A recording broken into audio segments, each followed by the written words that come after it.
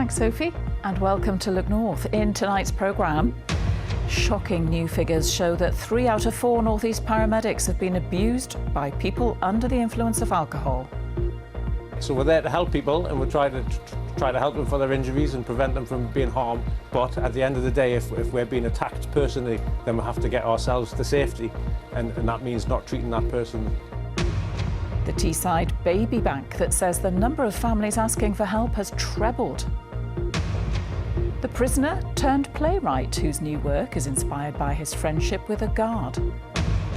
And the historic bells at a Teesside church finally repaired after being out of tune for 100 years. In sport, a superhuman effort by a rugby league legend. We catch up with Kevin Sinfield as he runs through the region on his amazing fundraiser for motor neuron research.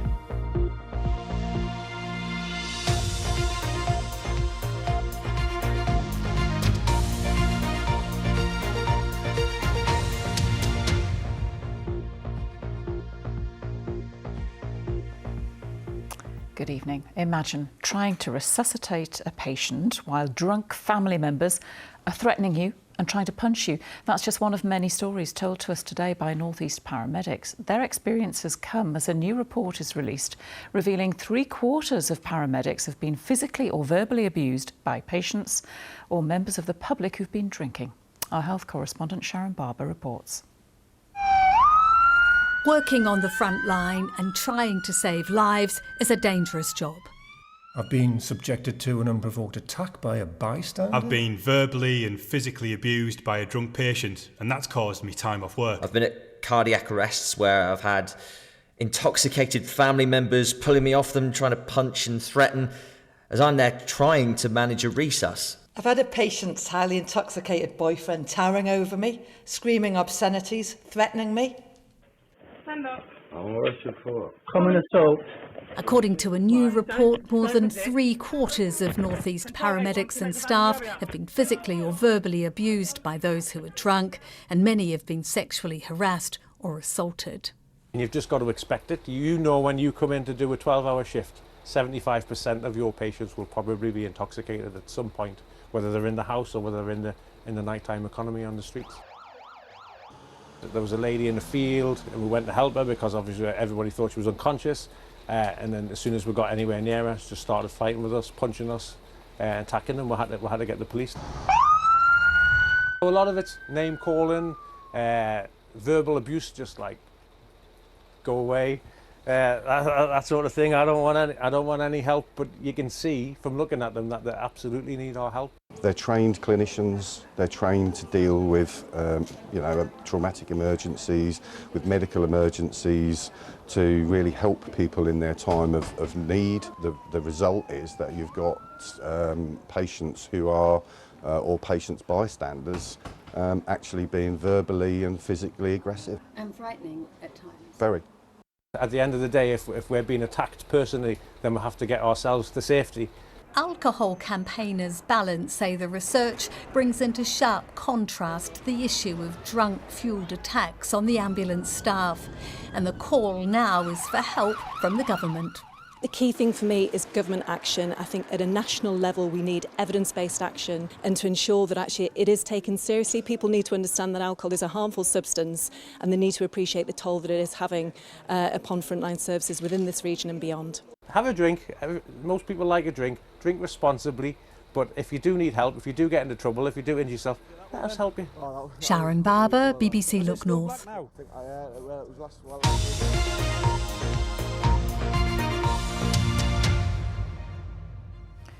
3 teenagers have pleaded not guilty to the murder of a man in Wallsend. Nathaniel Wardle died after suffering injuries outside his home in St Hilda's Avenue on June the 20th this year.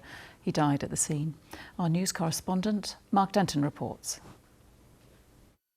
Nathaniel Wardle, known as Natty, was described by his family as an incredibly funny man who always looked to make others smile. On the 20th of June this year, he died in his front garden after being stabbed. Opening the prosecution case, Sharon Beattie KC said Mr Wardle had just arrived back from a trip to the shops with one of his children. She told the jury within seconds he was subjected to an unprovoked attack and was stabbed twice in the heart and once in the abdomen. He died shortly afterwards in his front garden. She told the jury Mohammed Rabbani, who was 18, and two 17-year-old youths who cannot be named because of their age were not banking on a fair fight. Mohammed Rabbani and the two 17-year-old youths have all pleaded not guilty to murder, and the case continues. Mark Denton, BBC Look North, Newcastle Crown Court. The mass die-off of large numbers of crabs and lobsters on the northeast coast last year is to be investigated by an independent panel. Inshore fishermen say their catches have been all but wiped out by the wash-ups between Seaham and Robin Hood's Bay. The government says a naturally occurring algal bloom was the most likely cause, but academics have blamed a toxic chemical released by dredging. Both possibilities will be examined by the new panel of experts. Now, it's one of the Lake District's most dramatic and distinctive valleys, and today 3,000 hectares of forests, lakes and mountains in Ennerdale were officially declared a new National Nature Reserve. Mark McAlinden reports. It's a truly magnificent landscape and one of this region's most remote, home to rare temperate rainforest as well as threatened species such as red squirrels and freshwater mussels. Today its status as a National Nature Reserve was confirmed by Natural England. This is a fantastic step towards the long-term protection and enhancement of this fantastic example of nature recovery in England. This place gives me enormous inspiration. Sometimes when you hear about environmental issues, it's all about doom and gloom and a litany of decline. This is about recovery and optimism for the future, a fantastic asset that we're passing on to future generations. The idea of what's called Wild Ennerdale goes back 20 years, when those working here began to develop a plan to protect it. It was already a wild place, we just weren't recognising it. As partners in the valley, National Trust and Forestry England came together and realised that there was something special going on, and we talked to the local community, we talked to the farmers, and we started thinking, yeah, there's something really special about this valley. And this was back in a time when rewilding didn't exist as a word in the English language.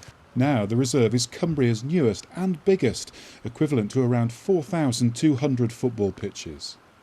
The partnership overseeing it is managed by Rachel Oakley. Well, I'm very lucky to work here. I call this my office, but I love the close connection with nature. So how will this place change and evolve?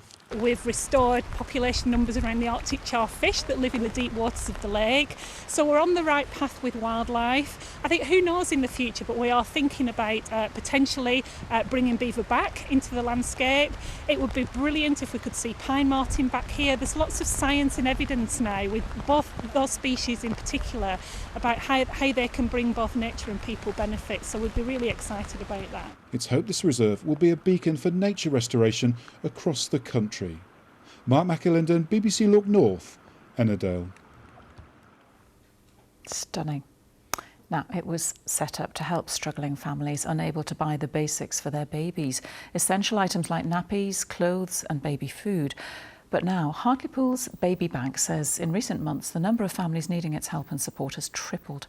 It's now seeing up to 160 people every week. Stu Whincup reports.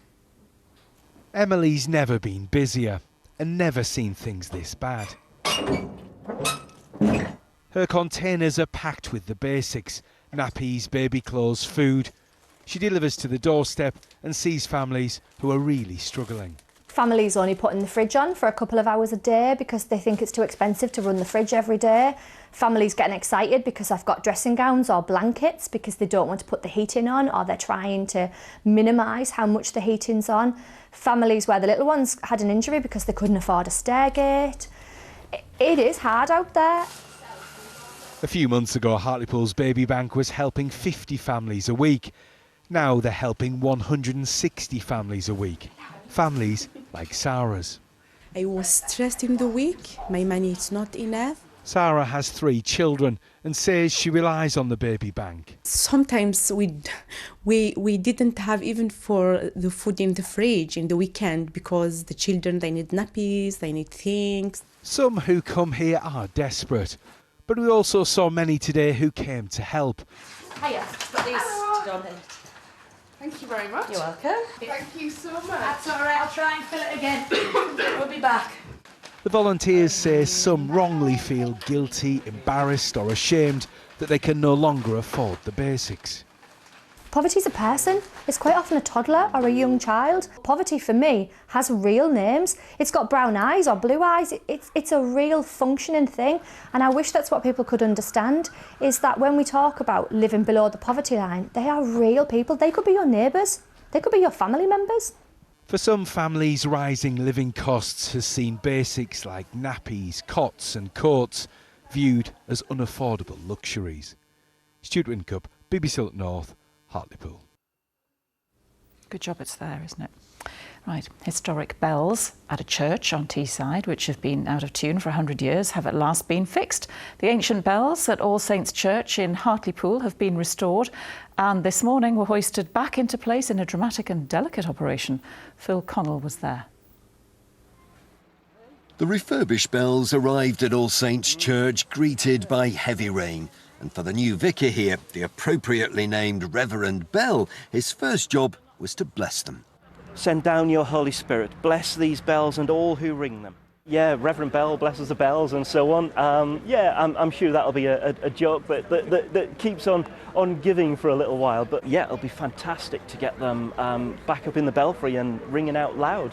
It's cost £80,000 to repair and restore these 8 historic bells, and over several hours today, inch by inch, each one was carefully hoisted back into the belfry.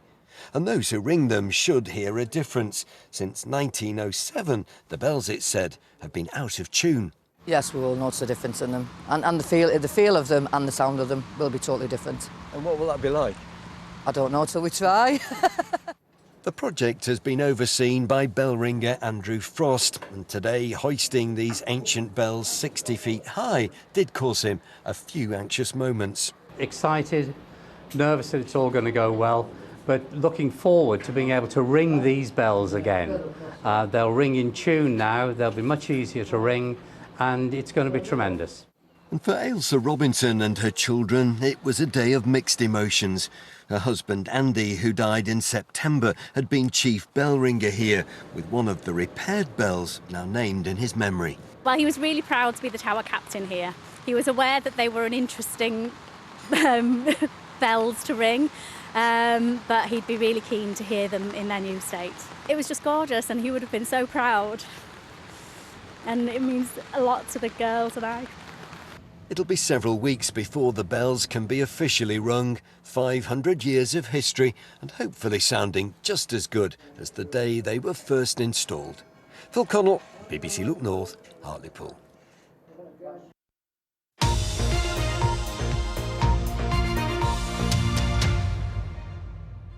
This week, in the run-up to Children in Need, we're meeting some of the people who've benefited from your donations. Foundation in Redcar offers support to young people who've witnessed and been the victims of domestic abuse. Alison Freeman's been to meet one North East mum who told her story and how her daughter benefited from spending time with the youth worker you have paid for. And a warning, some of you may find the descriptions of abuse upsetting. Everything was great. Everything went from 0 to 100 very quick. We were buying a house within 4 weeks. Just seemed it must be right if it can go that fast, although it should have been alarm bells. When Kate met her ex-partner, she thought he was the one.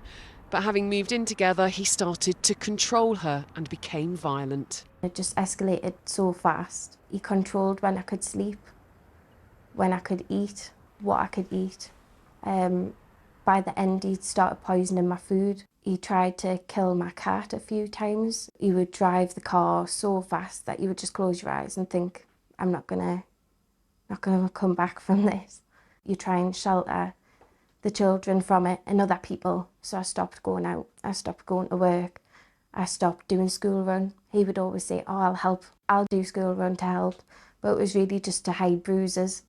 Kate, whose name we've changed to protect her identity, realised she had to leave when he threatened her daughter's life. He had a few drinks, as he did every night, and he trashed the living room with the 2 kids upstairs. And he said, I'm going to burn this house down with you all inside of it, the kids included. And once you hear that, there's no going back from that. You have to get out. They escaped to a refuge, and it was there that Kate's daughter was offered help from Foundation based in Redcar. A support worker paid for by Children in Need would meet her at the refuge, where she could combine play with talking about her experiences of domestic abuse.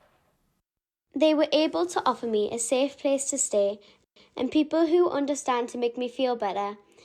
It made me feel safer and like people would listen. As some people I was scared to talk to about it, it really helped. It was a lot for her to deal with. There was things she could say to them that she maybe didn't want to say to me.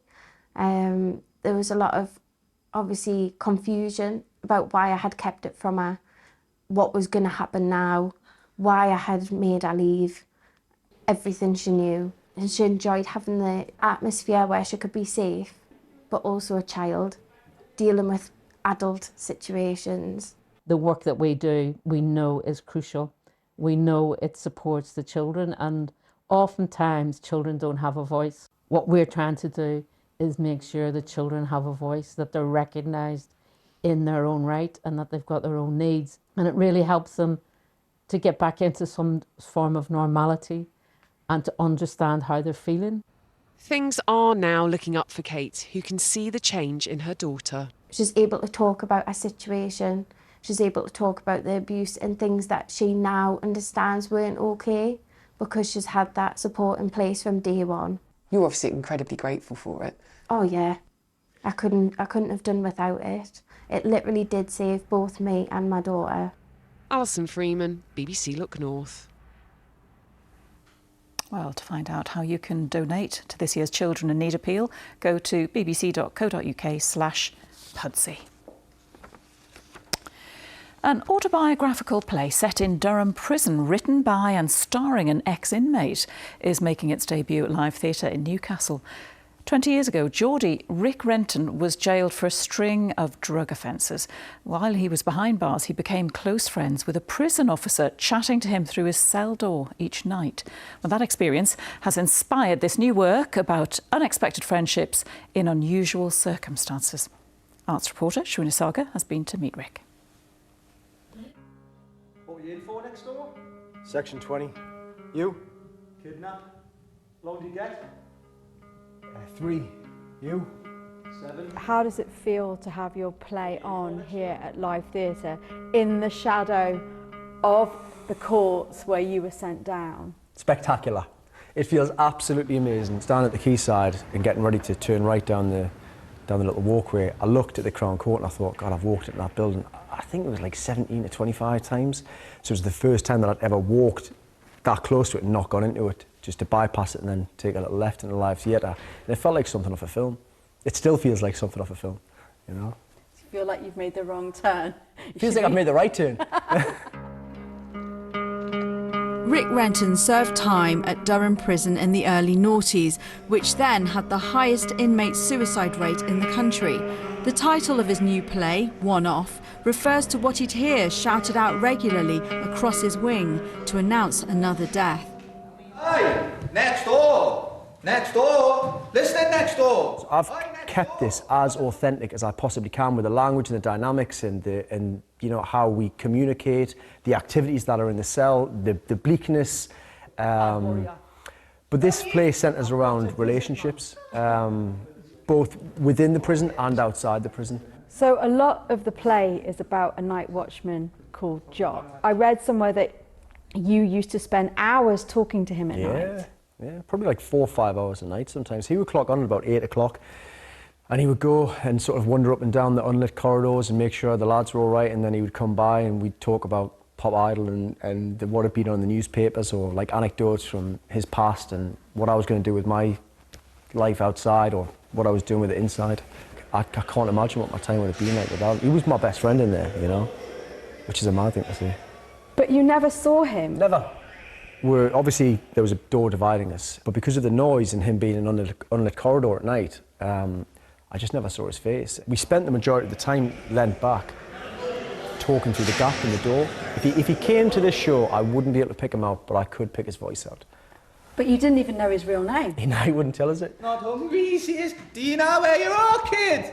I wonder what he'd think, knowing that you'd written this play inspired by your relationship with him. I wonder. I would like to think that he would feel happy that he had such a profound impact on somebody, because he did. That was 2.5 weeks ago.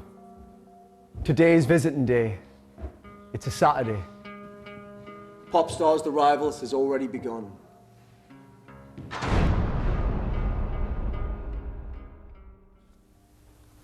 Looks pretty hard hitting. Now, Jeff's here for the sport. Jeff, an epic effort coming up. It certainly is, Carol, yes. Actually, to call it epic would be a huge understatement. Rugby league legend Kevin Sinfield is in County Durham tonight after completing a third of 7 long-distance runs in 7 days to raise money for research into motor neuron disease.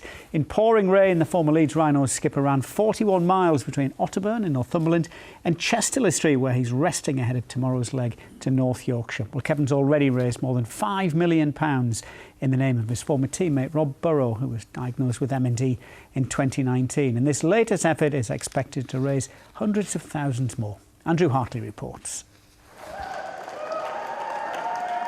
A hero's welcome at St James's Park and a brief stopover at the halfway point of day 3 of his Ultra 7 in 7 challenge, a 280-mile run from Edinburgh to Manchester. It's been wet and cold, but no complaints at all from me.